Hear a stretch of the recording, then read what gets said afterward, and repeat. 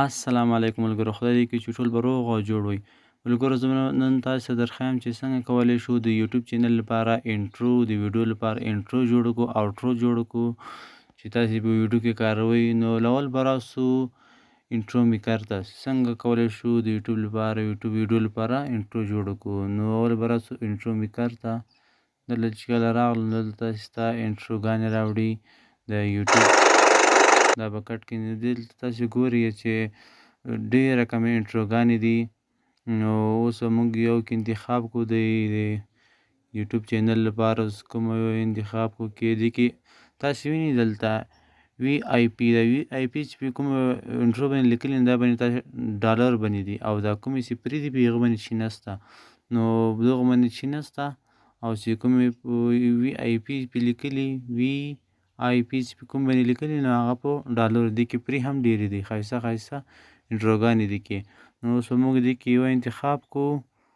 نو اوس کومه کې انتخاب کړو، زه ګورم انټرو میکر دا به صحیح، زه به دا انتخاب. دلته تاسې کوم کې غواړئ، دا لاندې کې 15.21 میلیونه، دا لاندې چې دا په غټ سایز کې راځي او پاس په لږ واړه سایز کې. زه دا پاس کې کومه دا چې کله کوم نو دا ډاونلوډ شي.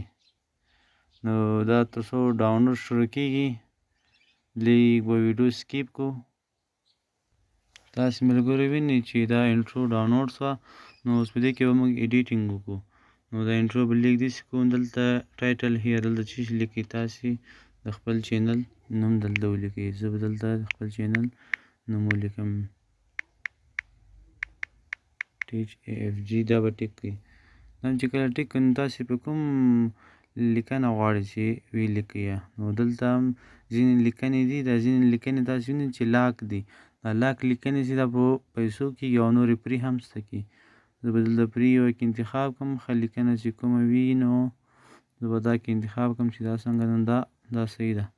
نو دا به ډن وایي. دا هم چې کله ډن کړو نو تاسې لږ مخته راسئ، دلته دا وړوکی کوی هم سي غټ کوی هم سي. دلته تاسې دې ټایټل ولیکو، ټکسټ به ولیکو، دلته سبسکرایب ټیک وکړو. دا چې کله علاوه سره کې تاسې سبسکرایب کوی هم سي. دلته دا لږ سټ ته کړئ، نو دا به ډن کړئ. دا به لږ سټ ته کړئ داسې. نو اول سر کې به سبسکرایب راسي. نو راځو ټایټل چې کوئ پې کوم رقم یې غواړئ، ټایټل به نه ورکوو، THG دا ایډیټ به رنګ کو ترې. دا بلته به څه شي ولیکو، ټایټل دا صحیح ده.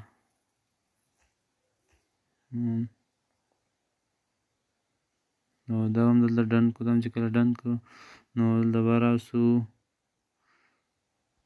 دا به لږ غوندې غټ کړو. دا هم چې کله غټ کړو دلته به موږ سټیکر هم کې لګوی شو.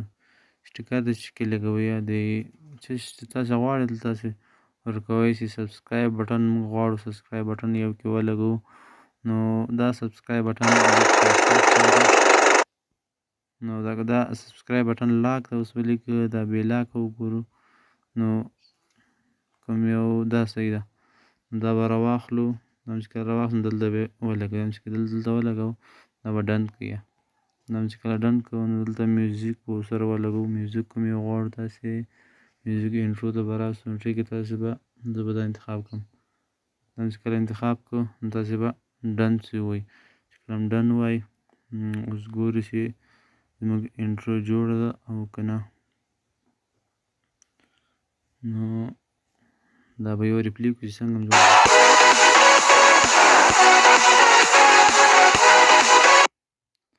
نو زموږ انټرو جوړه شوه. دا به لږ غټ کړم او دا لږ وړوکی کړم. سبسکرایب بټن خو بیخي صحیح ده. نو تاسو پکچر هم کې لګوی شي. دلته څه شي پکچر کې لګوئ یا نو تاسې کوی شئ چې هر کوم پکچر سبسکرایب بټن کې لګوئ. څه چې تاسې غواړئ نه نو موږ اخري کې یو سبسکرایب بټن کې ولګوو. اخري کې دا مې چې کله ډن کړ نو دا سبسکرایب بټن به اخري ته راوړم ده داسې دلته دا سبسکرایب بټن به دا به لږ دومره کړو نو دا به یو وارې بیا پلی کړو چې څنګه سوه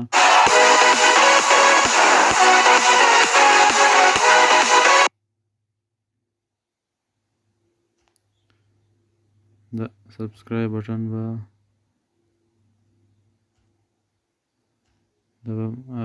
دا بټن کو دا چټي ده اوس به بیا وګورو څنګه ده